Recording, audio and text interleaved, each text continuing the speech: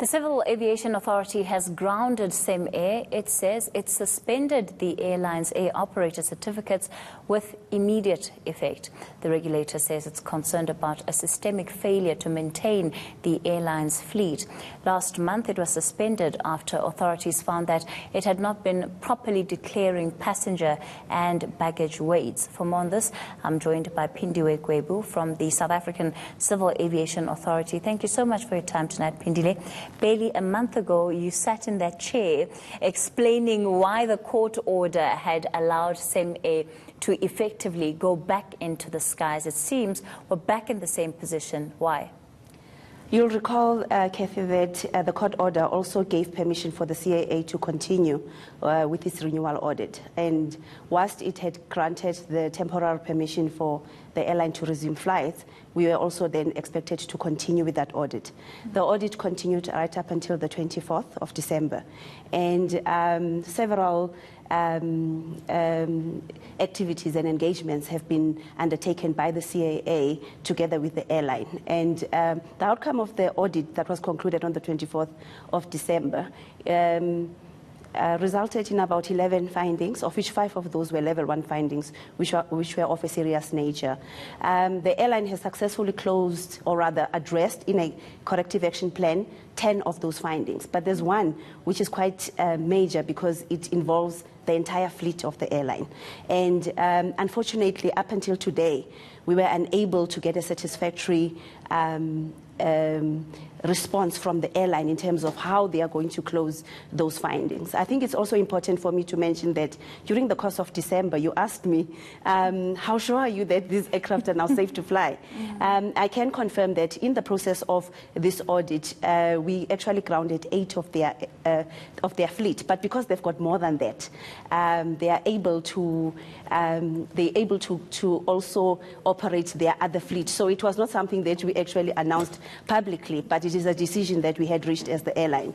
And now we are sitting with a situation where we've got an airline who is unable to satisfy us in terms of how they properly maintain the aircraft.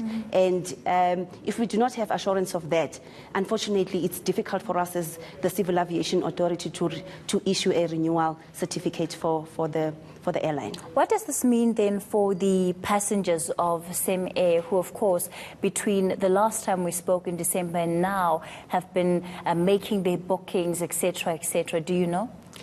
This is actually the exact reason why we would normally do a public announcement whenever we ground an airline. We normally do ground smaller charter companies, and we don't go out because it doesn't really affect a bigger number of passengers. But with airlines, it's a bit different because a lot of people are affected and they book on a day-to-day basis. But like I said previously, it is the duty of the airline, because this engagement that I'm talking about takes place right up until the moment that we actually announce. But for all intents and purposes, the CAA does communicate to the airline to say this is a level 1 finding. And they know that the outcome of a level 1 finding is that if they cannot satisfy us in terms of how they can quickly close that finding, it's likely to result in a grounding or suspension of their approval. So we expect that between that time, they are able then to start making negotiations with other airlines to arrange that their passengers are taken over, but also that they are honest with their passengers to say that we're not taking further bookings until we conclude the CAA process. But this is something that happens all over the world. And I mean, Cemair itself in December confirmed that they had talks with other local airlines to make sure that their passengers are taken care of. So I do expect that the passengers were actually following, the process that we are currently concluding as the CAA to make sure that they make an informed decision. And this is precisely why we've then come out with the announcement today. Are you anticipating the same kind of response from Cemair that you would have had the previous time where this matter is before the courts yet again? And do you think that you would have a case to answer to in that instance? I think that Cemair is within its full rights, not just to approach the courts, but they can also approach the director to appeal our decision. And the director is completely independent in terms of listening to what they are bringing forward as issues that they are not satisfied with, as that we are handling, or rather that we are engaging with them on. And therefore, it is a possibility. But, you know, Kathy, we do not take these decisions lightly. And therefore, that means if we have to go to court to defend a decision that we've made, we will do it. But also remember, in the December court order, the judge didn't say that the findings of the CAA were null and void. It actually, in that same court order, said the airline had a duty to make sure that they addressed the safety concerns that we had highlighted. And just for interest's sake, the issues that we highlighted in December were in relation to the responsible person flight operations, as well as the weight and balance issues.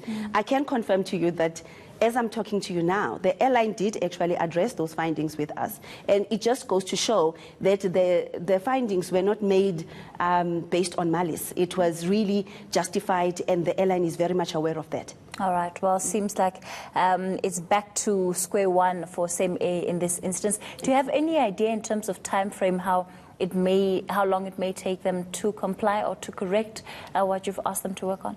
For airlines the size of Cemair in the past, it has taken them, in fact, even Cemair, because this is not the first time that we're grounding that we're suspending their approvals.